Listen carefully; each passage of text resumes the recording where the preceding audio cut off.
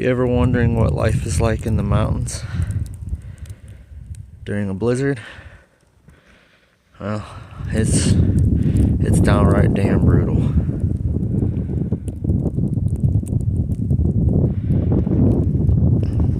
I had to bring my dogs inside.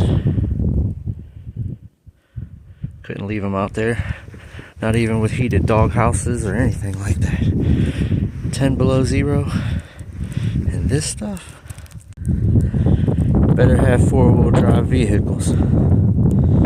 If not, you ain't getting on or off the mountain. 'Cause life up here is not easy.